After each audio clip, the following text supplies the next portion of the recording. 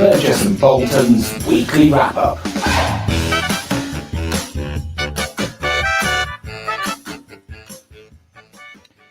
Hello, Ben. Hello, Jeremy. Happy Friday.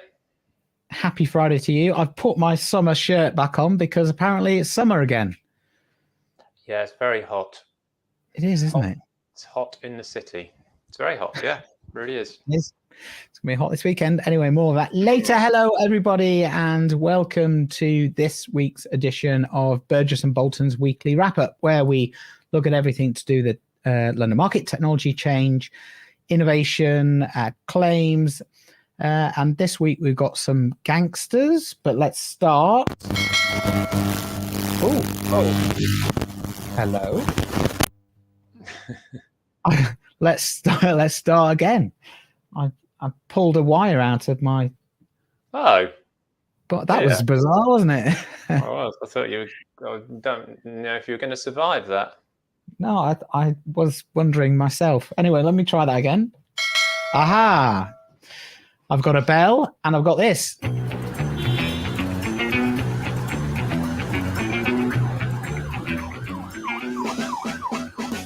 Ben, what's the word on the data stream? Well, it's not you this week, Ben. It's me. Because we both have seen. Well, everybody has seen. I think the Lloyd's reports, and John Neal was on the Today program yesterday, giving a bit of an interview. A little bit more on that in a second. I tried to find it on their Twitter feed. I thought, that's handy. The link is there. I'll re-listen to that. But while you're talking about that, or X as it's called, I have been banned from X. Have you? Yeah, I've received a ban, and I haven't even used it. I haven't posted anything. And so they banned you? Yeah, so they ban me, and if I attempt to go in again, they'll do worse things to me. Right. Visit me. A real person will come down. Yeah, I feel a bit victimized because I just woke up to that and I hadn't done anything. Yeah. And you literally hadn't done anything, and so you've been. I literally haven't been on it. No. Yeah. Well, more on that story, and maybe later. Let's dig into that. Let's go back to this one. Link wasn't there, but anyway, these are the key results. It's all pretty promising. I think the half-year results, everything's up. All the good things are up. All the bad things are down, and I mean, it's all good news, isn't it? It's good news on the financial front, although, of course, this will be, part of the cycle, lots to come.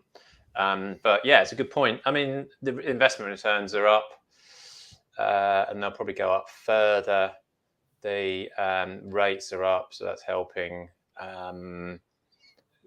But actually, this is Lloyd's overall figures. So I think we'll talk a bit later. It's a slightly different story when you come to the reinsurers. So the industry as a whole, although this looks good, the industry as a whole is still not returning what it probably should over a given period of time. So it's always tricky, this, because you've got so many players going into the Lloyd's numbers and so many players not going into the Lloyd's numbers as well. In a sense, as the market is, quite variable, and it depends on where you look. I mean, obviously, the motor part of the market is losing money at the moment, not great. And we'll talk about CAT in a bit. But yeah, I mean, look, for Lloyd's, it's good. Premiums are up, which is good as too. It's looking positive. Money in the bank. Money in the bank and all that good stuff. I was intrigued by the interview on Radio 4, and it intrigued me, and I felt a bit sorry for John Neal because they gave him about 90 seconds to try and get across the results and all that kind of thing. And in some ways they have their stock questions, which is up and down and whatever else, but they immediately jump to, well, aren't you profiteering, insurance companies? And just it was evident that the journalist that was interviewing John Neal had no idea about how that insurance market worked, or what they've been going through, or the backstory, or anything really, and it kind of just gave. It wasn't a tough interview for John. It was just the wrong questions were being asked for a start. And it just kind of, we talked about this quite a lot, about people not understanding it. And we look at it through the vision, the lens, of the next generation coming through and how we're going to attract that talent. And it's just, if you're only giving people 90 seconds to explain what an industry does and why results are good, which should be a good news story, but they're always trying to spin it as bad. I felt bad, and I just thought, God, there's a job to be done there on communications, isn't there? Yeah, I agree. I think I've talked to some of the journalists at the FT in the past, and they said, well, it's just, even in the financial community, people don't really understand insurance because it's just one of those things that hasn't been understood. I think there are some slightly tricky things, counterintuitive, counterfactual things that are quite hard to get across around that, which we were just talking about, which is it's somewhat counterintuitive that you make money when there's a loss, or you potentially make money short afterwards when there's a loss. But I suppose it's quite simple to explain. That's because of rising rates subsequently. But the industry does work over a cycle. So unlike, in a sense, other industries, the cycle is is quite long.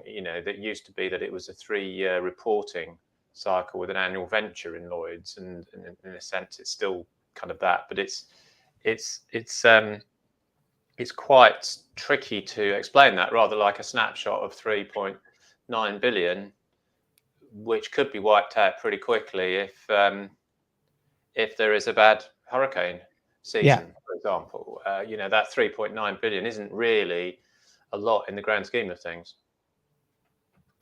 So yeah, interesting interview there, and I think we'll probably keep an eye on that and just see if we can do something. We're going to look into service, aren't we, in communications? Yeah, we are. The whole point. I think the understanding has got to be put more around not necessarily the financials. That was a financial report or on results. I think the understanding around how insurance works has somewhat gone missing. One, I think it's reasonably interesting. I'm not saying everybody would be interested in it, but it's reasonably interesting to be able to communicate how insurance actually operates and what it does. And I think if people knew more about it and understood it a bit more, they might be a bit more minded to buy more of it and use it more. I suppose, kind of responsibly or engage with it. And I think there is a job to be done around that. Because if you don't understand something, it's kind of scary, isn't it? And people feel it's like, oh dear, I don't understand it. So what I'll do is I'll fall back on, even the journalists doing it, I'll fall back on, well, how are you making so much money when there's a catastrophe or whatever. Yeah. Something to do with the narrative. Yes. Anyway, interesting, good results, and interesting interview. So you got supporters in the crowd there, happy to be banned by X. Let me see. Maybe it read as wrong. Yeah. Well, I wasn't really unhappy, but it was surprised. Let's say I raised an eyebrow. There you go. Thanks, Paul. I've been banned for good reason in the past, but it's galling to be banned for nothing, for not doing anything. Yeah. You feel like you should have done something. Let's move on. So this is an interesting story, not necessarily to do with insurance, but it kind of is in a little way. So the Next Web, this is TNW. They run some interesting stuff about kind of technology and innovations and stories like this. So in Sweden, Swedish criminals are basically using Spotify to launder money. It's as always with money laundering stuff, it's complicated, but basically they take some Bitcoin that is stolen or something, and then they have created artists that then they feed the algorithm that makes them even more popular, and then they set up a record label that then takes the laundered money through and out the other side, which is wow. And they've been doing this since 2019 apparently, and lots of money has been washing through, and there's lots of rap artists that don't exist, that are generated by, I don't know, AI or just people or whatever, that then they feed the algorithm, and Spotify just puts them up the ranks. More people. Wow, it's clever. Yeah. And I saw that this week an AI artist had been signed up by Sony or something. Yes. First ever. So in future, maybe this will be worse. There'll be more, and a whole area to be insured. A different type of cybercrime. Yeah, it is interesting, isn't it? What the implications are for insurance. I mean, if you look at the lengths that they've gone to launder that money, and you think, gosh, what can you do in the virtual world with cyber risks and all that kind of thing? Well, that's where money is being. That's where money is now, isn't it? In the digital domain, it's not. It's obviously not cash anymore. It's just it's that there. So the war will go on, I suppose, around all of this. But if you get it right, or you know, in criminal terms, in the criminal context, you get it right, then you stand to make a lot of money, because it's a systemic thing, isn't it? That you will do it more quickly than moving some bags of cash as they used to. Yeah, indeed. And talking about criminals, I was listening to the Newsagents podcast about the criminal who's escaped from prison by clinging to the bottom of and all I can think about is the Paddington movie 2. I just that's where you got the idea from. I was just like, wow, that's amazing. So lots of criminal news this week. But sorry, and just on that quickly, they still use the old mirror. Yeah, on a stick. It's emerged. They said, and they said that security had been tightened up and was very sophisticated, and then the story about the mirror on the stick has come out. Yeah, so. Yeah, you do wonder, don't you? What was really funny was there was two things on the news. Firstly, they interviewed somebody who was in that prison, Wandsworth, was it? And he'd been done for fraud. And so he was in there for a year or something, and he just couldn't believe it when he went in there, that there was like 7 prison guards to like 1,500 prisoners. Yeah. And so the prisoners have to do loads of jobs just to make the prison work. Yeah. And because he was a business person that had been done for fraud, they looked to him, because of the way he acted and talked and stuff, as kind of like, they used to call him the governor. Yeah. And they used to ask him what they have to do. Like the guards would be asking him what to do. It's like, oh my God, this is madness. But then they had, and then they had someone else from I don't know, ex-police, whatever, and they said to him, "Do you think that he's trying to flee the country to go to Iran?" And he went, "I very much doubt it, because have you tried to get out of the country? You've been stuck at border. You've been stuck at border control for so long. You'd definitely get caught." So yeah, hilarious. Oh, yeah. Very funny. There we are. Right, anyway, we'll move on from criminals and money laundering to this, which is the conference that I went to this week. Well, it's not a conference really. It's a pre-rendezvous kind of meetup, I suppose, where they have 5 speakers just talking about what is going to be talked about at Monte Carlo next week, which is pretty interesting. It's not really my bag, reinsurance, but it's interesting to see or listen to what topics are on the agenda of these people. And there was a lot of talk about Vest2 scandal and kind of, as it says here in the thing, an embarrassment. And they were pointing to implications such as new regulations, tighter governance around how these firms operate, and just kind of almost a shock.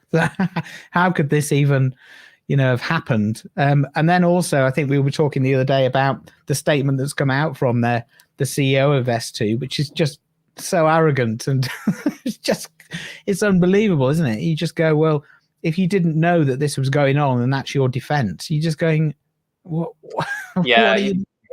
he's issued a statement saying that he's been treated very unfairly because he didn't know about any of the fabrication of credit notes, which doesn't seem to me. I mean, I think in the job description of CEO, you're supposed to know what's going on in the business, and that would, I think, in insurance be one of the things you should be aware of, particularly as this business was heavily reliant on these notes of credit and the investment, and presumably that same CEO was actually presenting that they had it, but you'd have thought he'd on occasion check whether it was valid, actually, or even think it was slightly surprising that this amount of money was still available. Yeah. But anyway, I mean, it's like a repeating story, these scandals. We've just, the Greensill thing is still going on, and I saw Zurich has just been sued for 250 million. So they seem to be part of the fabric of the industry, really. Yeah. So there was quite a lot of concern about that, which was pretty interesting. Jeremy, it's funny that it just occurs to me that one of the things we've done on the show is talked about things like claimed and shamed, where people are talking about sums of money that are fairly small. And there was I think we covered an article which was about cost of living and things, and saying, this is going up as a result of fraud, is going up as a result of cost of living, which the insurance industry, parts of it at least, make quite a big deal of. But the scale of these types of scandals are so much bigger. And yet, in some ways, they don't get the same, the people don't get the same sort of opprobrium for this. So it's quite good in a sense to say it is an embarrassment, but it's also a kind of disgrace, really, that this should happen. Yeah. And that 4 to 5 billion should go. I mean, how many claims frauds would that be? Yeah. I mean, claimed and shamed wouldn't be doing a show on that, would they? No. Yeah, they might do. Anyway, some other topics that were covered. This is just from the article. So the 1/1 renewals, but I've got to learn from last year. So there's quite a lot of just reflecting on last year, and they said, I think it was Wednesday, that this event took place, and they were saying this time last year it was the first day of Liz Truss's premiership, and who knew, what was going to happen then. So it's very difficult to predict the future in anything. I think one of the things that will be on the agenda or conversations at Monte Carlo will be this whole thing about the reinsurance world has been pretty rocked, really, by COVID, subsequent claims, cats, which we'll talk about in a second. So the reinsurance world is not as comfortable at all and as cozy as it was. And you read almost every one of these articles says the last renewals was effectively a kind of punch up between everybody. And so while we are seeing great, look on the face of it, good numbers from across the Lloyd's market and other things, there underneath there is, because the reinsurance market is so essential to it, there is significant stress, I think, and risk of things breaking at the moment. Yeah. And then just to kind of finish off on this, so there was a little bit on technology. So interestingly, they were talking about insurtechs, but their kind of insurtechs was, insurance companies driven by technology, not as our definition is technology companies that are enabling insurance companies. And they would just showed a chart that we've shown many times, which is the investment and also their valuation has just dropped off a cliff over recent months. So that was quite interesting. I think there was a couple of observations that I'd make. Firstly, there was hardly any talk around the impact of technology or the way they might be innovating products or anything like that. And maybe that's surprising because that event was, not really geared towards that type of thing. But it was only towards the end that people started to talk a little bit about AI, and you kind of go, wow, that is it's a big topic. And you would have thought that even a cursory, we need to look at this. If we hadn't looked at it, you would have been in their speeches and in their talks. But what was interesting, quite often they went back to purpose. So one of the presentations was really good, kind of looked over the past 100 years and said there are history doesn't repeat itself, but there are often themes that are replayed, and so that was quite interesting, especially the war in Europe and inflation and those types of events, and parallels were drawn between moments in time in history and what's happening now, which was quite, it's a neat way of telling a story rather than just putting numbers on a screen. So I thought it was a good event. It's really good to hear CEOs and what they're thinking about, obviously with a Monte Carlo tilt here, but some of the ideas around what is the purpose of insurance, what is it for, and what is it, and therefore intrinsically what is it valued, to come back to your point earlier, Ben, about what is it worth, and if we knew how much it was worth and how it worked, then perhaps we would buy more of it, or even buy more of it at a higher price. So that was interesting. Yeah, I agree. I mean, I think it is a really important, the proposition itself, I think, is a little bit muddy at the moment. And I think having a Monte Carlo where everybody's fighting over whether the rate should be here, there, or somewhere else is sort of symptomatic, I suppose, of an industry that is trying to work out how do we price risk. And that's because things are changing, and it always has been thus. But maybe they're changing more now than they were before. Maybe technology makes it easier or harder to get at those data. Maybe there's more data that makes it harder to understand it. I don't know. I think there is a lot to sort of unravel, really, about where the industry's relationship with tech and data at the moment as well, because it seems, which we'll come on to in a minute, we've got, supposedly huge modeling capability, but we can't keep up with risks, evolving risk and change and bigger claims, basically. So it's kind of interesting. The industry seems off the pace. From where I sit, and I'm no expert, obviously, on this stuff, but it seems off the pace. Yeah, interesting.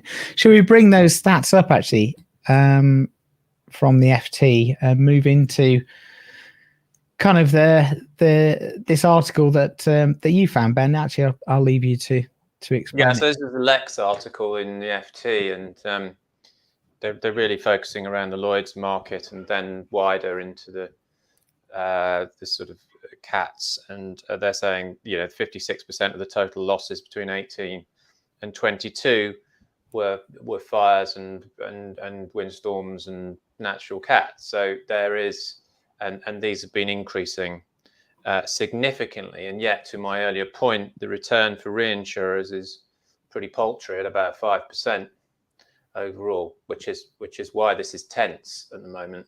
So pricing is happening, but it's not keeping up with what's going on, either because there are more and more risks or we don't understand them enough. But the losses from these nat cats are rising, as you can see from the kind of bottom left-hand chart. The other thing I think that is interesting is, I think, as John Neal said, pricing is up. So their Lloyd's pricing reinsurance, I think, is up 9% in the Lloyd's market. That's John Neal's was saying. But actually, but pricing in the US is going up faster, so it's between 20 and 40%. Now, those are two slightly different numbers. One's the last 6 months and one's over the last maybe year or 18 months, but slightly longer. But even so, there do seem to be disparities in different parts of the world around how fast rates are rising to compensate for things. Now, we've said before, looking at the auto market, for example, that there are often regulatory issues or restrictions that exacerbate these problems in pricing terms. But that's all well and good. But at the end of the day, people need the insurance coverage from insurers, and insurers want to sell that. But what the FT suggests at the end is increasingly, if this doesn't work as it should, then there's going to have to be more government intervention in terms of these types of losses. So it is going to be interesting as to what some of the commentary coming out of Monte Carlo over the next few days, because I think there'll be some pretty big, probably quite strident statements, I imagine, about the situation in relation to reinsurance. And still, we're also still saying BI claims haven't really fully gone through that system. Yeah, that can has been kicked down the road too. Yeah, that was one of the things that came out of. Did have a lawyer there, so I can't remember his name, but that's exactly the point that they were making. That there was quite a lot of BI claims that hadn't come into the system yet because they were waiting to see what was happening with the verdicts that were currently going through. I saw a figure of 40 billion was quoted, wasn't it? Something around that was for the size of claims. Now that's what the court case is set at, so it probably be probably lower than that, I imagine. But still, each time you look at these numbers and then you go back to that Lloyd's number of 4 billion, it does start to look pretty small against what is actually chugging through this reinsurance market at the moment. So it's some quite scary numbers. And I guess they don't want to best do on top of that. No, exactly. So yeah, interesting times. We'll see what comes out of Monte Carlo next week. I'm not going. It's too hot here. Might as well stay here. Yeah. I'm not going. It's one of our friends, colleagues, business partners, Julian Steedman from Brandex is going. Yeah, he'll be at the Rothschild Mansion with Swiss Re. That sounds arriving by helicopter in a sort of Succession type scenario, I believe. Anyway, brilliant. I'm not in any way envious or jealous. No, not at all. Not at all. No. Let's move on. Okay, so you have this one. That's the same. We've done that. That's the climb. Okay, cool. That's it. So that's it. In that case, we'll ring the bell again. And Ben, have you seen the preview that I've got for London Market Claims, or would you like to see the preview for London Market Claims? I would love to see it, Jeremy. Right. Let me see if I can make this work.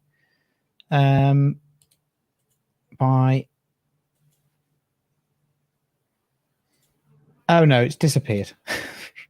Oh God. So I'll play it next week. But what I can do is give you a little slide. So we are going. So London Market Claims.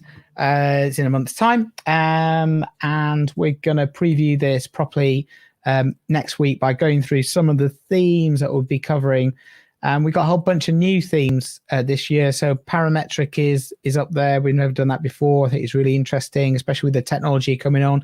I think we'll take a look at talent, leadership as well within claims. What are some of the skills and capabilities? How are they changing? Let's take a look at that next week as well. I think we can also touch on the Blueprint 2, which is now moving from placement into claims. I think there is a gap. If you ask my opinion, I think there's a gap in knowledge from the claims community about what that means in terms of what they need to get ready, technology-wise, operations-wise.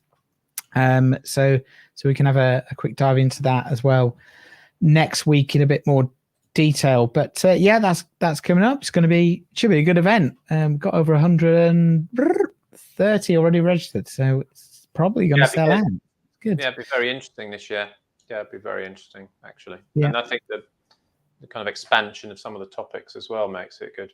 But claims is also now being much more in the focus for selling points for brokers and insurers. So again, it will be interesting to talk about that much more. Yeah. So I think it is a bit more, claims is more in the spotlight perhaps this year than it has been before. I think so. And that service element that we're starting to talk about, I think it's just, claims is at the center of that. You know, if you're delivering a good claim service, then you're ticking those boxes. So yeah, let's look at that in more detail next week, and we'll feature it. And looking forward to that event. Okay, let's wrap things up. Ben, let me tell you, I'm a worried man. Are you? I am doing something called Tour de InsurTech. I think that's what it's called. And it's no, it isn't. And it's these people who are these people. I do know them. They're going on a bike ride this week, and there's various stages. And I've signed up, and Phil signed up to do the one in Bath, which is 60k, which is about 40 miles.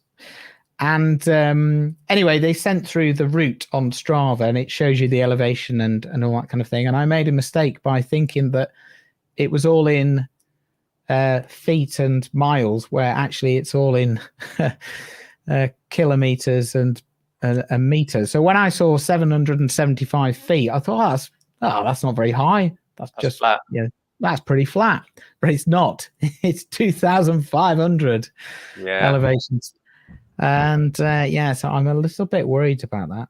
What day are you doing it? Yeah, I'm gonna. It's Thursday next week, so if I'm not here, so it'll be cool. You'll be all right. Yeah. Oh yeah. God. Yeah. It's not this week. Yeah, you'll be good. Yeah. Well, you could slot in a bit of training before then. Yeah, I'm going out. Yeah, I'll have to go out tomorrow. I've been out a few times. It's fine. It's just I didn't realise how steep the hills around Bath were. Yeah, it'll be fine. Oh God. Anyway, you've got time to get an electric bike. Now we're talking. It came round there's like a WhatsApp group, obviously, and it came round and it said who's taking part, and then somebody will joining later on their motorbike. I was like, what? I'm going to change my entry. I'm going to be joining in my car. It's like, well, you can get electric bikes where you can't see that it's got a motor in it. Yeah, that's what I'll do. I think I'll be fine, but yeah, I just suddenly woke up this morning going, oh my God. All should be fine. Yeah. So what are you doing this weekend in the heat, Ben? Barbecuing, hey? I'm barbecuing. Yeah, I'm barbecuing on Sunday. So that'll be obviously rain and storms will start as soon as that is set up, ready to go. Yeah. That's it. No, nothing else. So yeah, I'm not at Monte Carlo at the Rothschild Mansion. No, it's another way of looking at it. Yeah, I'm also organising another event, which I haven't told you about. It's called the Strawberry Tea Party. Mm-hmm. You see that? Yeah. It's like a little charity thing that we do in the village. That's next Sunday. So I've got that to organise as well. It's like, oh my God, I'm just running out of time. Anywho. Yeah. Too much. Good. Anyway, it should be fun. It's all good fun. We do a brilliant egg throwing competition. Yeah. So you have a partner, and you start by standing a meter apart, and you throw the egg to them. You go further and further apart, and it's hilarious because they're like 20 or 30 meters apart. People chucking these eggs at each other. Unfortunately, one kid took part, and he went to catch the egg, and he went right through his fingers and all over him, which was absolutely hilarious. Why is that unfortunate? I think that's the point of it, isn't it? That's what should happen. Yeah, but I think that the kid hadn't thought this through and was just standing there like, what happened? What's happening? Why is everybody laughing at me? Yeah. Anyway, that's what gives them it's growing up, isn't it? Film it. Yeah. I'll try and film it. Right. Thanks, everyone. More of this nonsense next week. I'll let you know how the bike riding goes. And have a good weekend, everybody. Yeah. Have a great weekend, all. Bye. Bye.